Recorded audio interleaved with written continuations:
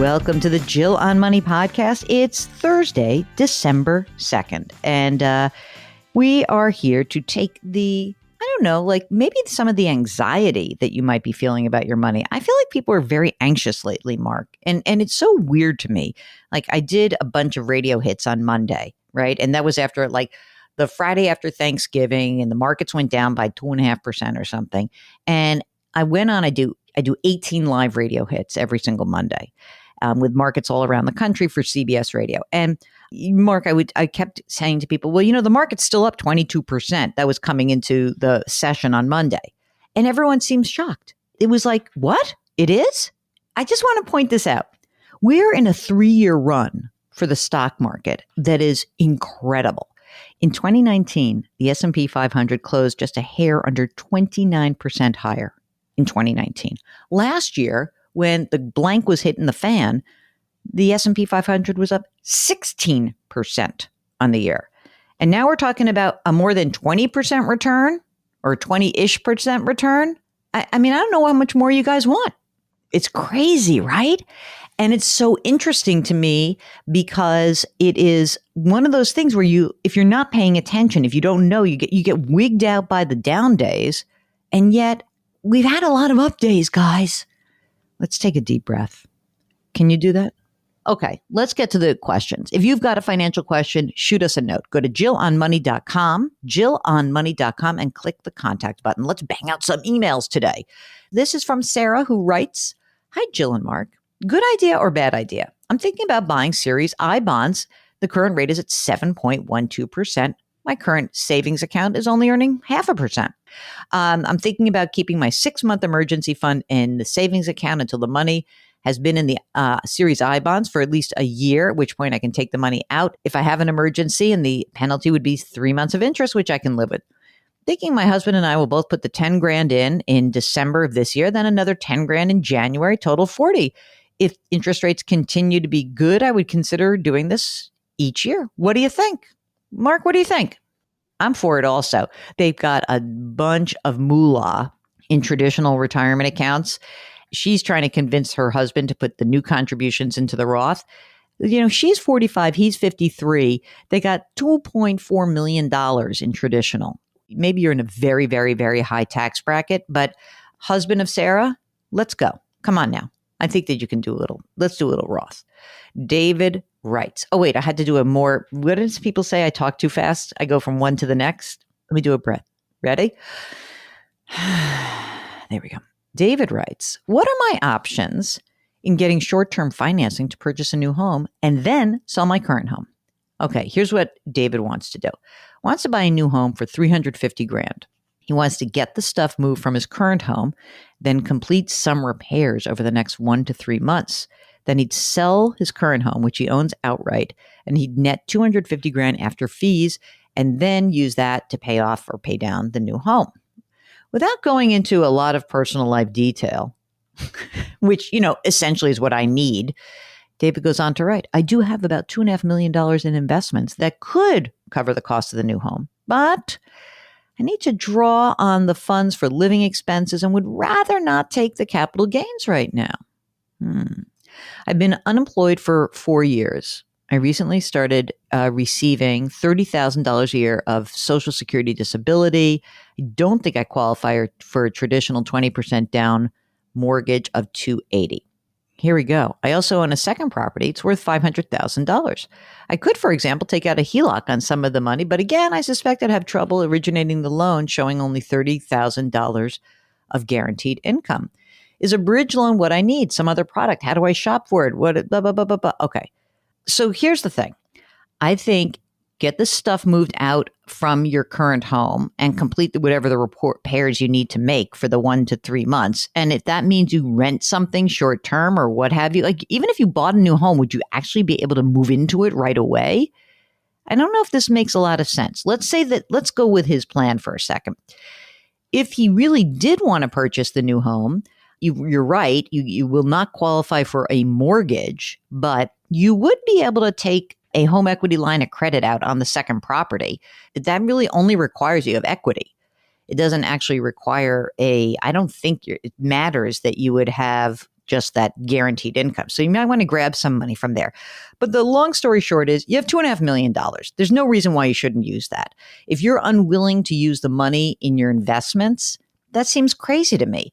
If you really, really want an idea that's kind of loopy, and if you really don't want to invade the investments, again, let's presume this is a taxable account because you say you don't want capital gains. So I presume that's a taxable account, not a retirement account. You might be able to get an asset-based loan against that $2.5 million. But who cares? Why not take the capital gain right now, actually? And let's go back to that. In some respects, that might be the smartest thing you could do because you're in a low capital gains bracket. So why not pay 15%? Big deal. 0 or 15%, not knowing because I'm sort of thinking that maybe that other money that he has in the investment account pops him up into the 15% bracket. But, listen, gang, if you're looking at a 15% capital gains rate, I don't know why you wouldn't pay that. That's what I would do. Emily writes that she wants to better understand how to optimize her health savings account, her HSA.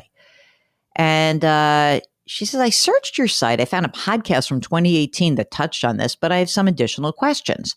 Per my dad's advice, I've been maxing out HSA contributions and investing the funds rather than using them to cover current medical expenses. That's pretty smart, actually, because it grows without any taxes. Emily's 34, and she says, I assume I'm going to have much higher medical expenses in the future, so it probably makes sense to invest the money, get the tax savings, and use the funds in 20 plus years when I will really need them. But I never hear about anyone talking about HSAs. It doesn't seem like any of my friends use them, so I want to make sure I'm not being crazy. You're not being crazy. I love this idea. HSAs are essentially like having a Roth account for health expenses, except you don't have any limitation on age. You put the money in. It grows without any taxation. If you take it out to pay for qualified medical expenses, there's no tax due. It's amazing. And Emily's already maxing her 401k. She's got 12-month emergency reserve fund, no debt except a mortgage. She's got $10,500 in her HSA, $500 in cash, and $10,000 invested. I love this. I love the plan. I love the idea of using an HSA. I don't have one available to me, sadly, as someone who's self-employed. So that's just a bummer. But anyway, I love the idea. I think it's a great way to save extra money on a tax-efficient basis. It's fantastic. Okay, Mike writes, my wife has a $50,000 universal life insurance policy with $6,700 cash value. We haven't paid any premiums into the policy for several years. We've let the cost reduce the cash value. We're both age 62. We're in good health, and I am retired. Okay, with our savings and retirement accounts, we have no financial need for life insurance. With no additional premium, this insurance policy will run out of cash value at my wife's age 84. Should we treat this policy as term life and let it run out since we have no financial need, or should we cash it out now and invest it?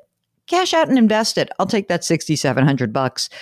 Just double check to see whether or not you have any tax liability, okay? Because as an old policy, there may be some, but I would check that before I cash it out. Okay. Here's Betty, who writes very proper and formally, Dear Ms. Schlesinger. Oh, by the way, Mark, I have had to really go crazy on some people who I've been trying to say, look, it is hard to pronounce my name, but you just please listen to me about it. It's always a little bit of a gamble, not giving them the pronouncer.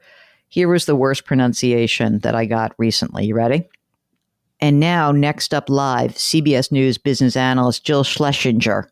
There's like a double CH in there.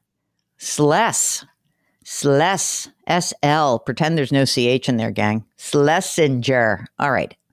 Betty says, Dear Ms.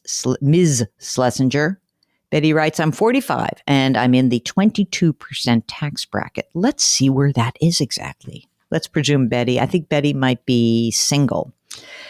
22% tax bracket for a single person starts at $40,526. It goes to $86,375. By the way, tell the slot that I want my new forms mailed to us. Okay. My employer will be adding a Roth 401k to our current 401k in 2022. They match 100% for the first 3%. However, the record keeping and administrative fees, approximately $70 annually, are paid by the employees. Should I stop my 401k, currently fourth year in the plan, and switch over to the Roth 401k next year? If I switch to the Roth, I'll be paying the plan fees for both accounts. I'm debt-free. Should I opt to make the after-tax contribution now so taxes aren't deducted when I do withdraw from the 401k during retirement? I also contribute to a regular Roth IRA. I don't know if the benefit of a Roth 401k applies to me. If it does, should I be paying 2 plan fees as a deduction from my employer's contribution? What do you think, Mark? You want 2 fees? Okay, Mark says forget about the fees and just do the Roth 401k. That's it.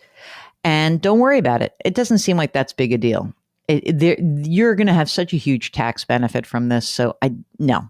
Mark says no. I say no. I agree with you, Mark. That happens every so often. All right. I'm taking a deep breath. Mark says I got to take a deep breath. Ready? This has been a great program. It is Thursday, and we are very much looking forward to hearing from you. All you need to do is go to our website, jillonmoney.com, and click the contact button.